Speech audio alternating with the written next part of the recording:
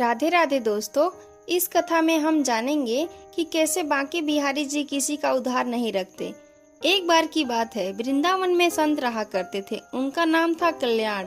वे बांके बिहारी जी के परम भक्त थे। एक बार उनके पास एक सेठ आया। अब था तो सेठ, लेकिन कुछ समय से उसका व्यापार ठीक से नहीं चल रहा था। उसको व्यापार में बहुत नुकसान हो रहा था। सेठ उन संत के पास गया और उनको अपनी सारी व्यथा बताई और कहा, महाराज, मेरे व्यापार में कुछ दिनों से काफी नुकसान हो रहा है, आप कोई उपाय करिए।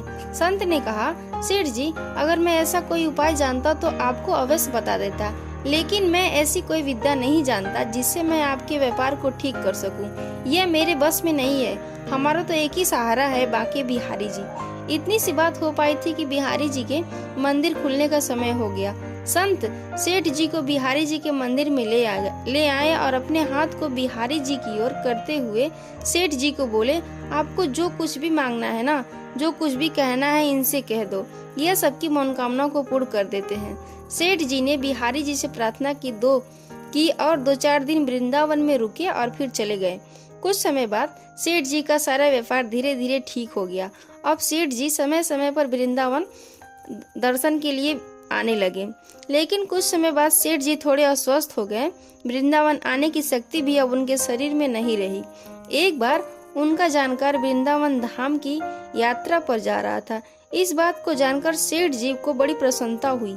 सेठ जी ने उसे कुछ पैसे दिए, जैसे कि 750 रुपए, और कहा कि ये धन तू बिहारी जी की सेवा में लगा देना और उनको पोशाक धारण करवा देना। वो भक्त जब वृंदावन आया तो उसने सेठ जी के कहे अनुसार बिहारी जी के लिए पोशाक बनवाई और उनको भोग भी लगवाया। लेकिन इस सब व्यवस्था में धन थोड़ा ज्यादा खर्च हो गया। लेकिन उस भक्त ने सोचा, चलो कोई बात नहीं, थोड़ी सेवा बिहारी जी की हमसे भी बन गई।